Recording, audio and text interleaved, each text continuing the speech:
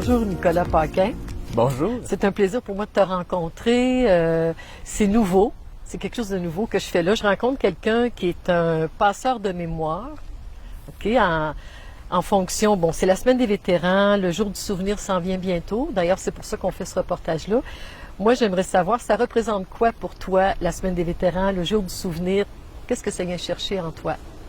C'est drôle, c'est un moment de l'année qui devrait être en principe l'ensemble d'une année. En fait, c'est comme l'espèce de condensé là, de ce que moi je vis 365 jours par année. Okay. Pas que je passe l'année à faire des cérémonies du souvenir pour porter le coquelicot, c'est pas ça. Là. Moi, c'est pas la chose militaire comme telle, c'est pas le souvenir de façon excessivement sérieuse qui m'intéresse. Mais c'est d'être capable de comprendre ce qui s'est passé durant une guerre, puis une en particulier, la Deuxième Guerre mondiale. C'est le sujet de recherche, c'est le sujet de travail sur lequel je suis en permanence. Okay. Ça fait que ce que les gens vivent un petit peu, là, le 11 novembre, quand ils vont dans une cérémonie, puis l'émotion qui transparaît un peu, moi, c'est devenu comme une espèce d'émotion qui des fois qui me draine, mais des fois qui me stimule en longueur d'année à travailler. Oui, ouais. Ça te nourrit. Puis toi, dans le fond, ça fait combien de temps que tu en es arrivé là? À ce stade-là, de dire, je veux transmettre ça, ces connaissances-là que j'acquiers au fil du temps, là, dans le fond, parce que tu fais des recherches. C'est déjà la question la plus difficile qui me pose. Ah oui? Depuis combien de temps? En fait, je dirais, il y a probablement une dizaine d'années que je travaille de façon sérieuse là-dessus, là, à comprendre ce qui s'est passé dans le cœur puis dans la tête des gens qui ont été obligés de lutter contre un ennemi. Ils sont enrôlés volontairement, puis ils ont dû faire face à quelque chose d'extrêmement dramatique.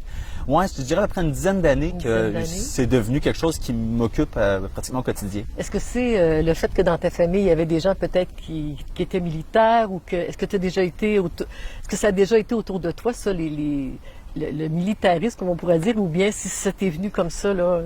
Non, il n'y a pas. Dans ma famille, il n'y a pas de militaire. J'ai pas eu de carrière militaire non plus. C'est pas la chose militaire comme telle qui me fait vibrer non plus. Moi, on me présente des médailles, puis j'ai de la misère à faire la distinction de chacune. Là, c'est pas ma force qui est là. Ce qui m'intéresse cependant, c'est quoi le destin d'un individu qui a 18 ans, qui a 19 ans, qui a 25 ans, qui se ramasse face à l'adversité, qui voit des horreurs, puis qui doit essayer de survivre à ça, ou qui meurt là-bas, puis qu'est-ce qui en reste? Okay. Qu'est-ce qu'on doit retenir de ça? Parce que ces gars-là qui ont vécu la Deuxième Guerre mondiale, même s'ils sont morts là-bas, là, ils ont plus mal aux autres depuis longtemps. Ceux qui sont revenus, puis qui ont été poqués, puis qui ont eu des stress post-traumatiques, qui ont souffert toute leur vie, puis qui n'étaient pas compris. Et ceux qui ont vécu très, très vieux, puis qui ont été les derniers témoins, il en reste encore quelques-uns, bien, tous ces gens-là, ils ont vécu quelque chose. Et ce quelque chose-là, c'est nous autres qui en profitons aujourd'hui. Okay. Dans la société dans laquelle on est. En principe, si on est supposé vivre dans un monde de paix, d'amour et de liberté, c'est un peu grâce à leur sacrifice. On doit se rappeler qu'est-ce que c'est. Oui. Tu en as rencontré, j'ai regardé, j'ai lu un peu ce que tu avais écrit dans ta biographie, tout ça. Tu en as rencontré des militaires, des soldats qui sont allés à la guerre, tu en as rencontré d'autres. Par contre, c'était de la famille que tu as rencontré parce que les personnes étaient disparues, tu n'as pas eu la chance de leur parler. Ouais. Est-ce qu'il y en a parmi là-dedans que c'est venu vraiment de chercher comme personne, de dire ça, là, ça m'a touché, cet aspect-là? Tous. Tous? Tous, sans exception. Puis dans les familles, quand j'ai la chance de parler à des neveux, des nièces, des fois c'est des enfants, parce qu'il y en a qui sont revenus, mais il y en a qui ne sont pas revenus, puis je parle à un neveu, un petit-neveu. Ils ont tous quelque chose qui m'ont transmis. Ils ont tout un message qu'il ne faut pas oublier. J'ai rencontré un vétéran à Bécomo, puis ce monsieur-là, je l'ai rencontré une seule fois. Quand j'ai voulu aller le revoir, il était mort la veille. J'avais promis que je reviendrais. Ah oui. Je suis revenu. J'ai respecté ma promesse. Puis ce qui m'a laissé en mourant quelques heures, dans le fond, avant que j'arrive pour le voir, c'est triste. C'est un message qui est important. OK. Respecte tes promesses. Tu prends un engagement, respecte-les. Okay. C'est toujours des messages comme ça, des logiques de même que j'ai été en chercher. Puis c'est ça qu'il faut transmettre, c'est ces messages-là qu'il faut raconter après. Parce que ces hommes-là sont en fin de vie.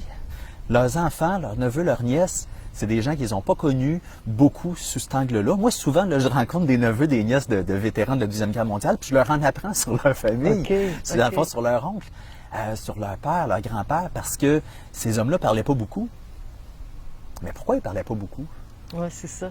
Mais toi, dans le fond, tu transmets à travers un spectacle d'animation que tu fais, qui s'appelle les contes de guerre, les contes de guerre. Tu transmets aux gens des choses comme ça. Mais si je vais voir ton spectacle, je m'attends à quoi quand j'arrive là? Qu'est-ce que je vais voir? Je peux m'attendre à quoi? La mise en scène, je sais pas, moi, c'est-tu des monologues? Comment ça se passe? Oui, les contes de guerre, c'est, dans le fond, c'est 7 monologues. 7 monologues qui racontent 7 histoires qui sont passées durant la Deuxième Guerre mondiale. 7 histoires basées sur 7 individus. Il y a des soldats, il y a une mère de famille, il y a une civile française, des gens que j'ai connus, dont j'ai connu la famille très souvent.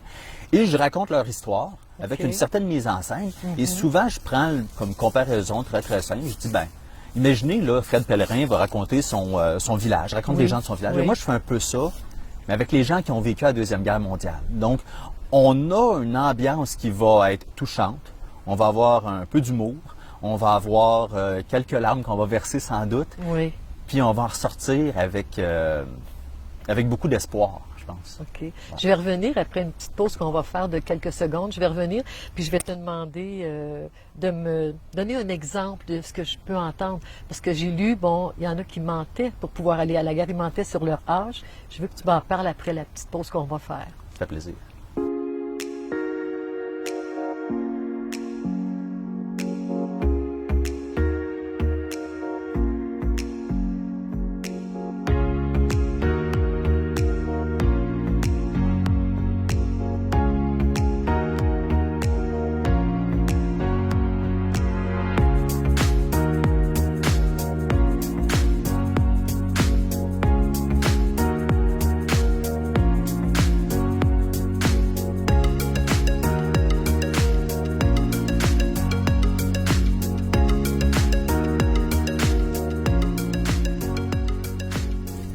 Alors, on est de retour, Nicolas. Je t'avais demandé de me parler, de me raconter peut-être un fait, quelque chose, en tout cas, que tu as le goût de nous dire par rapport à ça, là. Il m'arrive des choses qui sont extraordinaires. C'est des coïncidences qui poussent l'humanité au-delà de ce qu'on pourrait s'imaginer dans un film. Je te donne un exemple bien simple. Il y a 3 ans, il y a un petit gars de 10 ans qui vient me voir au Salon du Livre de Gatineau. Le petit gars, il fait une recherche sur son arrière-grand-père. Son arrière-grand-père a vécu le raid de Dieppe, a été fait prisonnier par les Allemands, s'est retrouvé en prison, 2 ans et demi de sa vie à souffrir en prison, sauver la vie de son frère qui aurait dû mourir durant une marche de la mort, tout ça. Puis le petit gars, il va avoir de l'information sur son arrière-grand-père comme ça. Ça fait que je le fais dans l'information, puis je garde contact avec la famille parce que le jeune homme a fait un beau travail, tu sais. L'an dernier, je m'en vais à Dieppe, en France, en Normandie, à l'endroit où son arrière-grand-père était fait prisonnier. Puis moi, je travaille sur un projet, c'est le raid de Dieppe. Puis je rencontre un auteur, Hervé Fillu, qui a écrit un livre sur l'événement. Puis c'est un maniaque d'histoire, puis c'est un gars qui collectionne des pièces historiques. Puis il me montre une pièce qu'il a dans son petit musée personnel d'objets qu'il a trouvé. Il a trouvé un casque militaire canadien qui avait été perdu par un soldat pendant la bataille. Alors je regarde le casque, je le revire à l'envers, je regarde à l'intérieur. G. Odette, numéro matricule, compagnie D, FMR, fusilier Mont-Royal. Oh, j'avais entre les mains le casque qu'avait perdu l'arrière-grand-père du petit gars, le 19 août 1942. Ouf, il existait encore d'un morceau. Il était tout là. On s'est rendu à l'endroit où l'arrière-grand-père a dormi quand les Allemands ils ont fait prisonnier. On a placé une caméra, là, comme on en a une devant nous autres. Là. Je me suis placé devant la caméra avec le casque. Je me suis enregistré. Et j'ai dit à Léandre, le petit gars, j'ai dit, revoir à telle heure, sur mon Facebook, tel endroit, j'ai un message pour toi. Eh mon Dieu. Et le petit gars, quand il a vu que le casque qui a protégé la tête de son arrière-grand-père, ce casque-là qui a fait que probablement que cet homme-là peut avoir des enfants, des petits-enfants, un arrière-petit-fils qui pense à lui, cette pièce-là existe toujours comme un témoignage de l'histoire. Ça remet de l'humanité à travers ça. La guerre est une horreur. Moi, je dis souvent, j'aime pas la guerre, mais j'aime inconditionnellement ceux qui ont tout fait pour pouvoir l'arrêter. Et on leur doit quelque chose à ces gars-là parce que bon sang, puis en même temps, on comprend pas parce qu'on continue à se pogner sa gueule, on continue à se dire des bêtises, que ce soit sur les réseaux sociaux ou à travers le monde, à se pitcher des bombes. pourtant, ces gars-là, il y aurait un message qui aurait dû nous passer et qu'on devrait comprendre. Ça fait avec des choses comme ça, des coïncidences incroyables. On a fait des front pages c'est quoi, c'est le droit de Gatineau, c'est ramassé en première page, tout ça, même en France. Des éléments comme ça, les gens disent, c'est impossible, on mettrait ça dans un film, ça se pourrait pas, mais ça m'arrive. Ça fait qu'il faut que je les compte. Ah ben, je comprends. C'est des choses que tu nous racontes. Donc, c'est ça qu'on peut voir dans ton spectacle, en fait. Ben ouais, dans mon spectacle, je prends vraiment des histoires particulières de gens qui ont vécu cette guerre-là. C'est vrai, donc c'est des choses vraies. Et là, je les raconte, puis des fois, je joue le jeu, puis j'ai une table, j'ai une machine à écrire comme accessoire, puis ça part, puis ça roule pendant 1 heure et demie, puis on voit pas le temps passer. Donc, c'est assez passionnant. J'ai lu aussi, j'ai entendu à quelque part aussi que tu faisais à un moment donné un petit peu de fumée, là. Ça avait causé des problèmes, pas des problèmes, c'était un beau problème dans le fond, pour montrer comment est-ce que les gens étaient intéressés par tes récits, parce que les gens ont dû évacuer la salle. Ben oui, c'est parce que c'était la première du spectacle, et à l'entracte, ben on a une machine à boucan, forcément, puis la machine à boucan, ben elle a fait sa boucane qu'elle avait à faire. Puis là, ben, supposé tomber en repos pendant la pause. Mais quand ils ont ouvert les portes pour que les gens puissent aller prendre une consommation au foyer, bien, la boucane est sortie, puis ça a parti les détecteurs de fumée. Fait que moi, j'avais des pompiers volontaires dans la salle qui se sont levés, qui ont évacué ma salle. 25 janvier. Moi, je me suis dit, je perds mon monde. Ben oui. Je dis, moi, c'est clair que le public ne restera pas dehors pendant 20 minutes, une demi-heure, le temps que les pompiers fassent le tour de la salle. Maintenant, tout le monde est rentré. Tout le monde est revenu. Tout le monde a attendu, il est rentré. J'avais une salle pleine pour ma deuxième partie. Oui. C'est incroyable. Ça veut dire, ça m'a fait chaud au cœur.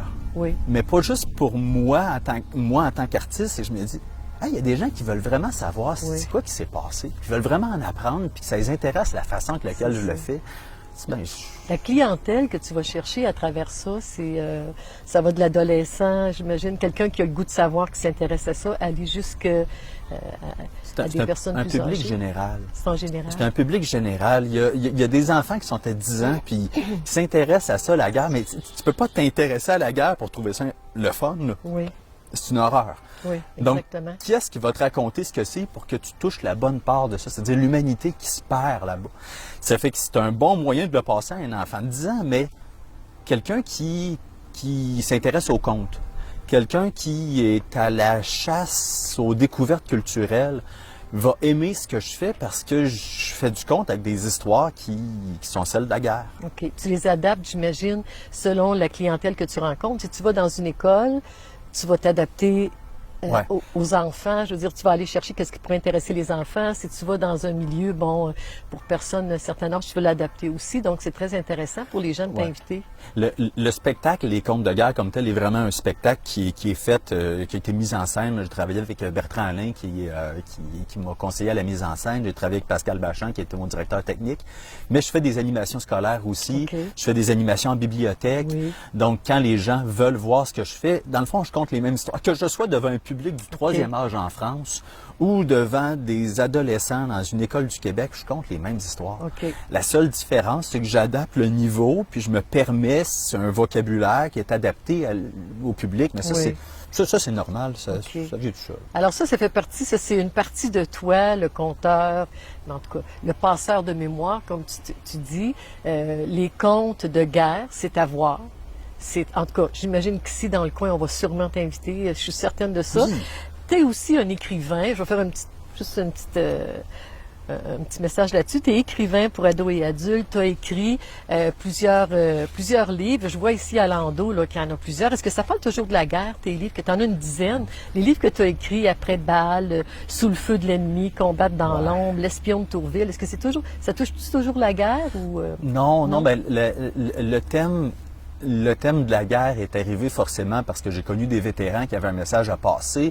C'était des gens qui étaient âgés. Moi, je me suis intéressé à la Deuxième Guerre mondiale. La vie m'a mené vers ça. Là. Et je me suis intéressé, dans le fond, à l'époque, aux gens qui ont vécu ça. Mais j'avais écrit avant, Piégé, c'est un suspense. J'ai fait un album sur le patrimoine bâti, un recueil de légendes urbaines. J'ai eu des bourses consacrées des arts, des trucs comme ça. Oui, c'est vrai. Là, je suis vraiment dans une thématique qui est beaucoup, beaucoup liée à la mémoire des gens qui ont fait la guerre, qui ont vécu la guerre, pas juste des soldats. Mais la mémoire est jamais très, très loin de ce que j'ai fait. J'ai écrit sur le patrimoine bâti. Puis déjà à l'époque, quand j'ai écrit, entre autres, à Tours et alentours, ça va faire quasiment 10 ans, il y avait déjà un devoir de mémoire à travers le patrimoine. Oui. J'appelais les gens à s'en souvenir. Je viens de Saint-Jean-sur-Richelieu. Le patrimoine bâti a été très, très, très amoché là-bas à un certain moment donné. Je pense que les gens reprennent conscience un petit peu de ce que c'est. Donc, il fallait passer un message là-dessus. Puis, je continue encore avec ça. OK. Tu as reçu, tu as fait une trilogie. La trilogie, bon, c'est le Combattre dans l'ombre, des théâtres de guerre, puis... C'est sous le feu de l'ennemi. Bon, sous le feu de l'ennemi. Je me dis, tu as eu pour ça une bourse du Conseil du Canada. Tu en as eu plusieurs, des bourses qui t'ont été octroyées parce que, bon, pour la qualité de ton travail, de ton œuvre, des recherches de ton œuvre. Fait que je pense que c'est bon signe. C'est de bon augure pour qu'on va aller voir plus loin.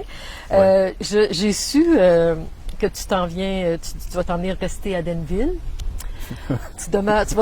Tu vas déménager à Denville bientôt, donc on va avoir la chance d'avoir nous aussi notre Fred Pellerin. On sait que Saint-Élie de Caxton a Fred Pellerin, nous on a Nicolas F. Paquin. Pourquoi tu as choisi Denville? Juste pour terminer un peu notre rencontre. Tu as choisi Denville, pourquoi? Ça m'intéresse. La question qui tue. Oui, ça tuera pas, ça ne fera pas trop mal. J'espère.